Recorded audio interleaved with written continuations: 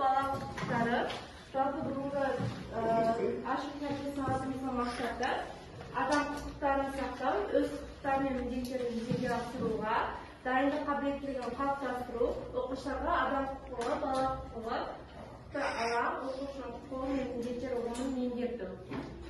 Жалпы балалар құқық деген ұғымда қалай түсінесіңдер? Бала құқығы деген не? Жалпы өз ойларыңды айтып берсеңдер.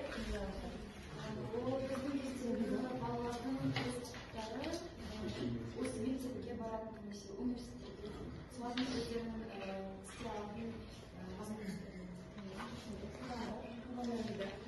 құқық деген не жалпы? Өздерінің қандай құқықтары бар дейсіз? Білім алу құқығы бар.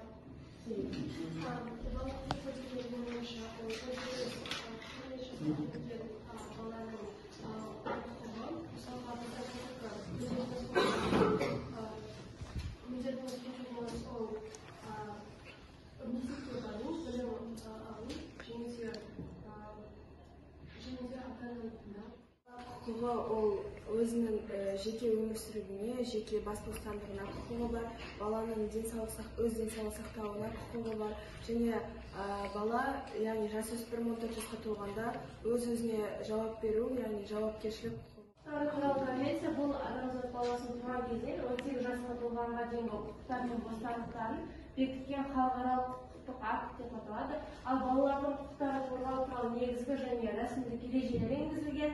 Бұлар яғни өмір сүруге, есімі болуға, азаматтық және тағы да басқа құқықтарға ие болу, аман сау отбасылық өмір құқығы, сәбидің жеке басының еркін дамуын қамтамасыз ететін құқық, денсаулығын сақтау, нығайту құқығы, білім алу және мәдени даму құқығы, төтенше жағдайларда сәбиді қорғау құқықтары, сияқты құқықтар.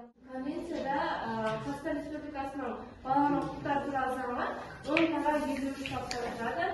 Бірінші тарау жалпы ережелер, екінші тарау балалар мүддесін көздейтін мемлекеттік саясат, үшінші тарау баланың негізгі құқықтары мен міндеттері, төртінші тарау бала және отбасы, бесінші тарау ата-анасының қамқорлығынсыз қалған баланың құқықтары, алтыншы тарау мүгедек баланың құқықтары, жетінші тарау бала және қоғам, сегізінші тарау баланың құқықтары және заңмен қорғалатын мүдделерін қорғау, тоғызыншы тарау бала жауапкершілігін және оның мінез құлқына әсер етуден ерекшеліктері, соңғы 10-шы тарау бұл қорытынды ережелер деп аталады. Жалпы конвенция дегеніміз арнайы бір мәселе жөніндегі мемлекеттердің өзара келісімі, біз конвенция деп атаймыз. Бұл конвенция ең алғашында Біріккен ұлттар ұйымы қатысуында бірнеше елдің өкілдері бірлесе отырып 1989 жылы 20 қарашада болған конвенциясын қабылдаған болатын. Және де ол бала құқықтары туралы конвенция деп аталады. Ол жыл қабылданған 54 баптан тұрады. Және де конвенцияның басты міндеті 18 жасқа дейінгі тұлғалардың құқығын қорғау. Және де бала құқықтары туралы конвенцияда мемлекет әрбір баланың аман сау өсіп, жан-жақты дамуын қамтамасыз етеді. Және де бала өмірде келе салысымен тіркеуге алынады және өзіне есіне құқығы деп есептелінеді. Және де осы конвенцияда жалпы бала құқығын қорғауға бірнеше аталып өткен болатын. Олар 1 маусым халықаралық балалар қорғау күні, 20 қараша дүниежүзілік балалар күні, 10 желтоқсан адам құқығы күні, және де тағы да басқа осындай адам құқығын қорғау, бала құқығын қорғауға аталып белгіленген болатын. Және де 18 жасқа толғанға дейінгі әрбір адам бала болып саналады деп конвенцияның 1-ші бабында жазылған болатын.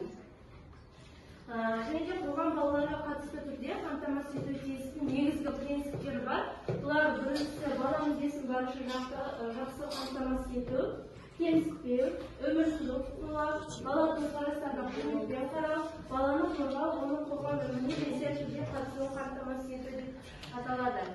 Және де бала құқығын қолы деп айтсақ болады.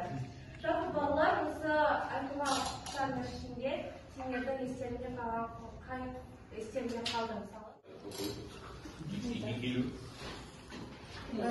Енді ақпаратты қоғамдық мәселелерге атсалысу, оларға араласу, мектепке келіп білім алу. Жалпы Ya Davlet, sendерде осы айтылған құқықтардың ішінде қай құқық ең есіңде қалды және де өзің құқығыңды білесің бе сен?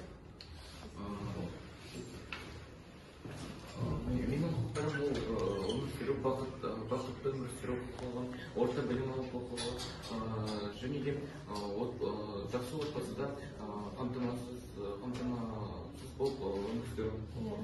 Дұрыс айтасың. Есімде қалған құқық ол деген адам 18 жасқа толмаған әлі бала болып саналады. Және мен өз құқығымды сақтау ол мектепке бару, автономды олардың айтқанын жасап 18-ге толғанға дейін солардың қорғауында болу. Қорытындылау мақсатында сендерге бірнеше мақал мәтелдерді айтып кетсек, солардың арасында тапсақ. Заңның құрығы, жалғасы мақал мәтел. Заңның құрығы, қандай? Есіңесіңдер ма? Заңның құрығы ұзын. Үш алғаннан гөрі,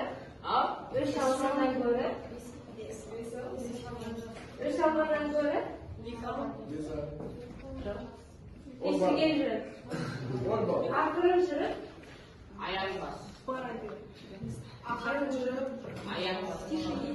анық бас.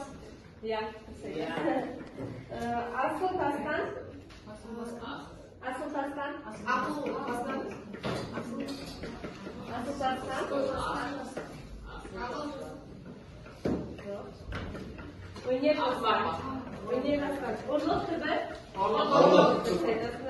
Әдепті бала? Тәрбие?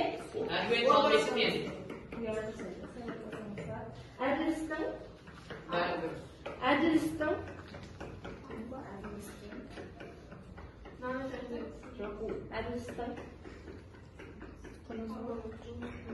Арты игі.